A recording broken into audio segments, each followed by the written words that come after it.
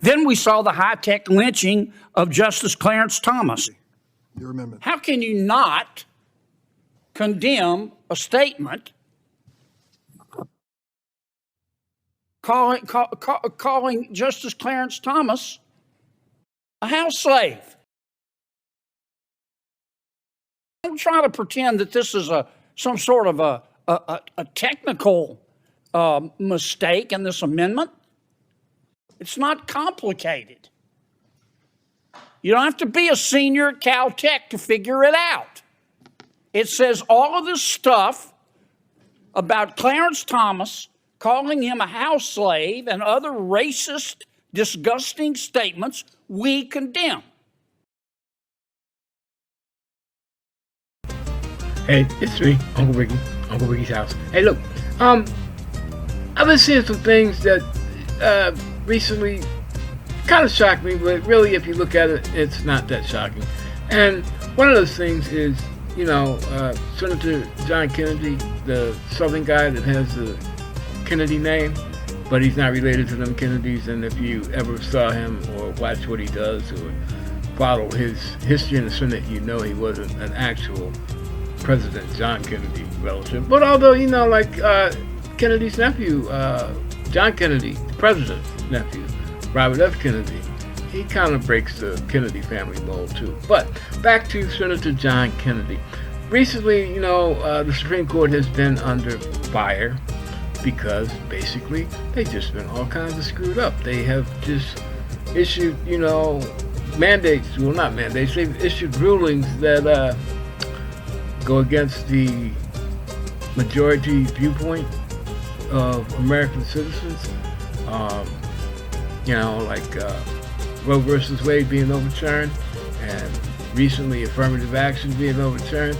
And I mean, it's not, well, it's in the purview of the Supreme Court to,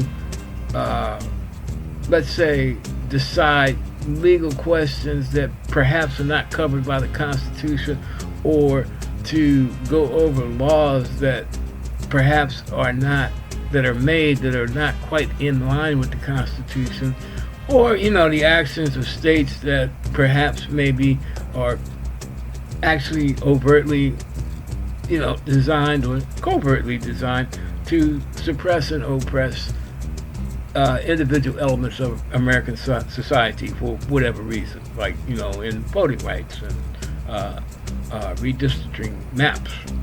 And it's funny because, of course, Kennedy is, right-wing.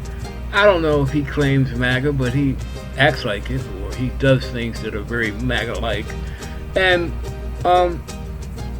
as a true Republican, he would rather stunt and, make a show of things instead of actually building legislation or contributing to passing legislation that would actually benefit the majority of the people the majority of the time. It's more about, I'm here, so just listen to what I got to say, even if I got nothing to say, and pay me. Not only my salary, but whatever I can rake in under the table, allegedly. And I have to say allegedly to protect my ass. But Kennedy, along with the help of Senator Ted Cruz, the guy that left Texas in the middle of a unusual blizzard that killed dozens of people in the state, left lights out, power off, gas off, and people actually froze to death in Texas. And Kennedy decides to go to, I'm Kennedy, I'm sorry, but they're so much alike except in age. Cruz decides to take his family on a vacation to none other than Cancun. And when he gets caught in the airport, he blames it on his daughters. Such a man. He's also the same man that Donald Trump punked out when he was running for president the first time, and basically called Kennedy's wife, I'm sorry, but there's so much like Cruz's wife, I think her name is Hildy or Hilda or something like that, just called her ugly, and Cruz basically did nothing about it. But he's supposed to be such a great Texan, backbone and all the myth about the alpha male, the Texas alpha male. But let's get back on subject because time is valuable.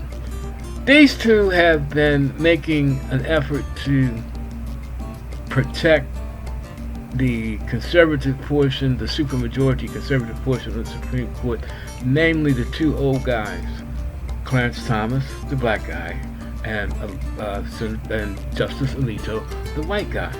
Now, recently, Clarence Thomas, among the culture, the people that look like me, the majority of Americans, or the majority of the Americans that make up 13% of one of the largest, up until now, minorities in the United States. We look at Clarence. We have a pet name for Clarence, and it belongs to four-legged, ring-tailed, circle around the eyes animal that in the South is a great sport hunting that motherfucker at night. But we also call him other things that depict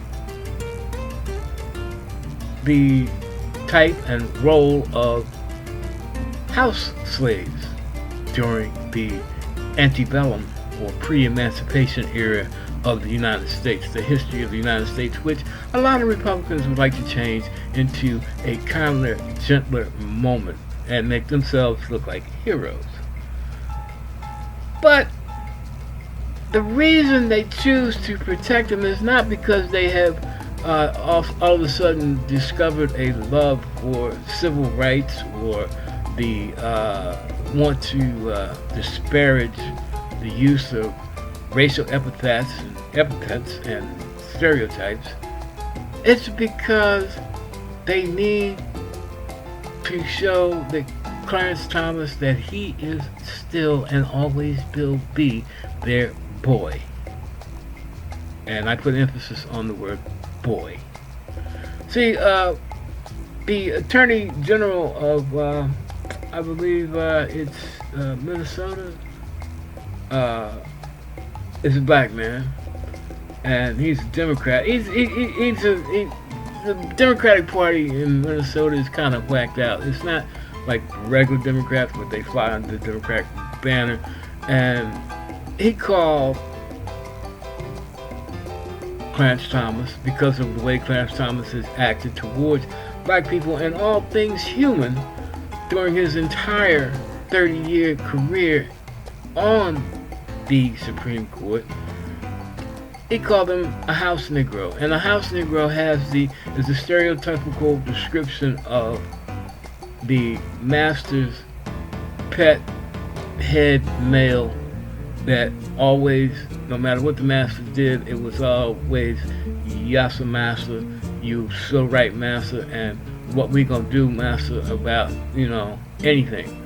What we gonna do about the house, what we gonna do about these unruly Negroes that don't act anything like me, that actually act like they give a damn about being oppressed and being slaves and getting whipped and shit like that, when it doesn't matter to me because I kiss master's ass every day. I am your favorite Negro. This is the description that the culture has put on Clarence Thomas. This is the description that many white people put on Clarence Thomas. They just won't say it in public, but they know the story, they know the deal, and they understand the psyche of someone like Clarence Thomas.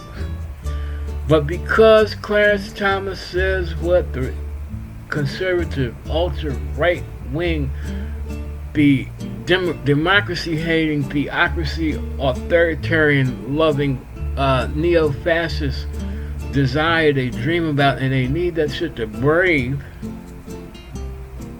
they gonna protect Clarence Thomas. They gonna put money in Clarence Thomas' pocket, and they gonna dare the rest of the United States to say anything negative about Clarence Thomas, even if they are only saying the same things that they say about Clarence Thomas behind his back. And believe me, Clarence Thomas probably knows what they say about behind his back. He is not a stupid man. He has played the system, he has played both sides of the system, and he has made a decision on how to enrich himself at the expense of the people of the United States of America, especially at the expense of people that look like him. And unfortunately, I'm one of those people. But Kennedy pulled the stunt where he had an amendment put into a bill that already exists in the Constitution about intimidating justices of the Supreme Court. And in order to, I don't know, maybe pat Thomas on the head, his amendment specifically was designed for Clarence Thomas. There are other minority justices on the Supreme Court, but it didn't say anything about them. He was even asked during the hearing, don't you want your amendment to include all the other minority justices on the Supreme Court? And his response was, it's about Clarence Thomas. If you want to vote for it, and he had the Democratic members of the Judiciary Committee over barrel, because it was, even though Ellis is a black man, it was a racial epithet. It came from a seated, elected Democrat, technically, and he had the Democratic members of the Judiciary Committee over barrel, because he said, are you going to allow them to say such things about a black man? No, it doesn't make it any better if it came from another black man. But his whole point was a play. Kennedy's whole point was a play on words. He used the situation to show the world, to show the country, to show Clarence Thomas that he was a special kind of Negro, that he was protected by his white providers. Good boy. Good boy.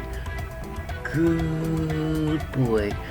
We gonna back you up as long as you don't take our hand from being planted firmly between your butt cheeks, moving your lips to say exactly what you want to say. Senator John Kennedy, Louisiana. Southern history, Southern pride, and he makes no bones about it, and he is conservative all the way, and now he just made the entire country make an amendment to a constitutional bill to honor his pet Negro, Justice Clarence Thomas, and further the corruption, the rampant, overzealous conservatism that is infecting our United States Supreme Court, which eventually, as we all see, boils down into law when the right course. And he made a point of it. He said, if you're mad at Clarence Thomas, if you're mad at the Supreme Court for overturning Roe versus Wade, for overturning affirmative action, just find the right case and get it all the way up to the Supreme Court and convince them that they're wrong. And this is what the Republican Party, the Federalist Society, and the far-right Christian majority, the silent minority, or whatever you want to call it, have been doing for the last 30 or 40 years. And unfortunately, now in 23, when you have presidents like Trump and organizations like the Proud Boys and the Oath Keepers, where their only purpose is to divide the country, preaching white superiority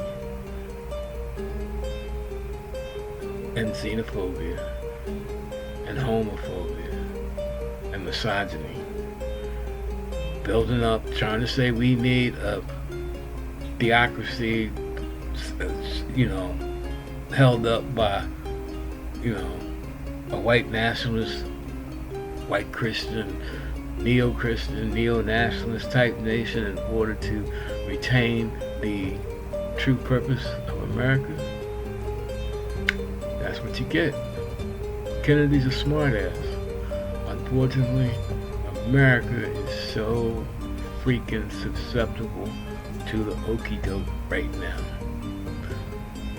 Supreme Court is out of hand, and Congress, the Senate, they are definitely tweaking anybody with half a brain that isn't sold on, white power or black power, that just wants to survive, that just wants to see this country go on so they can have a chance at achieving something, that their children can have a chance of achieving something, that, we might all be able to live in peace and enjoy ethnic pride without having to make our pride be the center of the nation's attention.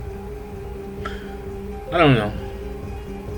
Kennedy's a moron. Cruz has already proved that he's a moron, but they all push an agenda that is going to rip the heart out of democracy. Well, that's it. I'm done for now. See you when I see you. Peace out. Till next time. God bless. I'm Uncle Ricky at Uncle Ricky's house.